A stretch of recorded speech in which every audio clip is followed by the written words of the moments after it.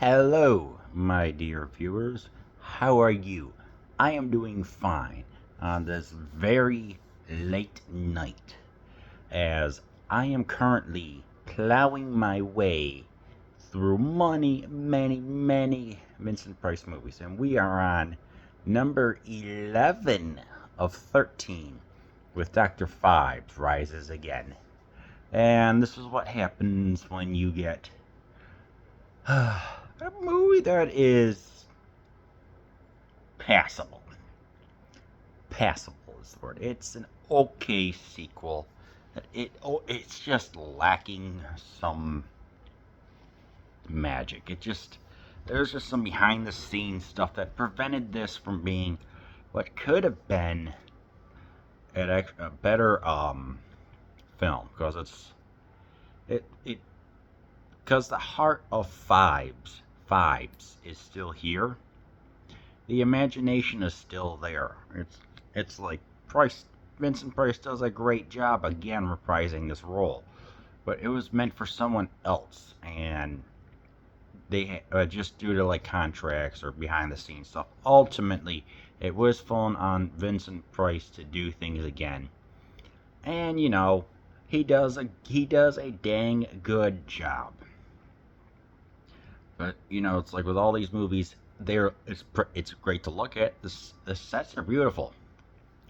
So yeah, 3 years after waiting for the events of the first movie, where everything takes place in eliminating many people, he goes to sleep for 3 years and has this little diagram of the moon, little like outline art piece, whatever that. Once every 2,000 years, when it gets aligned, he awakens. That is so specific.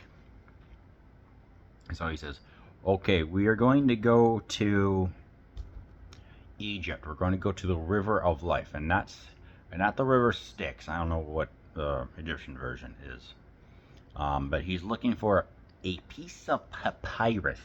And yes, he does speak like this. And it's very interesting. And he's got his own kind of think of like how Sherlock Holmes has that professor. Moriarty. Where we have this one guy named like Beckenbill or Beckendahl or something like that, and I don't know. I don't know. It's like this movie is just all over the place.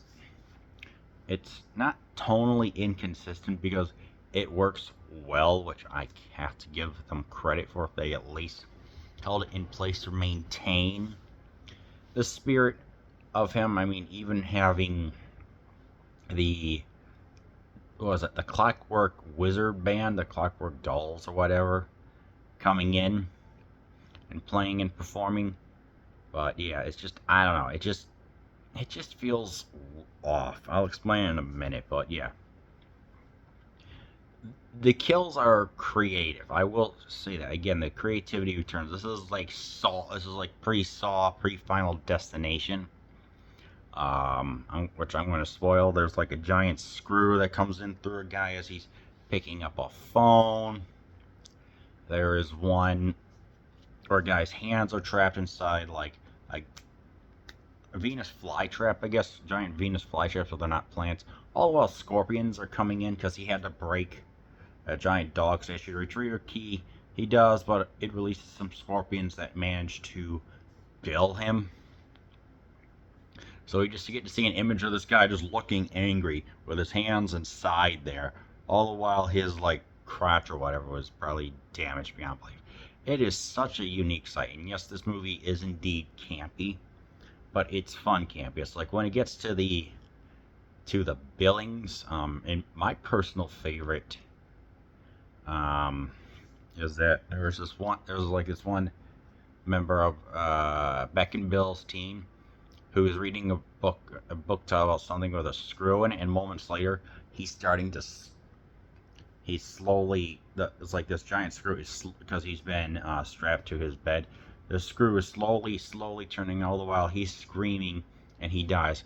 At the same time, there's a gargantuan motorized fan that Phibes assistant Volvania is using to generate some noise so that way no one can hear it. And I'm just thinking, this is one of the most campiest slash WTF moments, but it's so brilliant.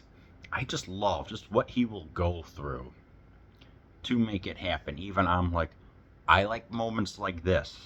I like that. I mean, heck, even when we get the second scene with the clockwork dolls, which yes, there were actors inside them, but they don't know if any who portrayed them, so the credits are truly unknown.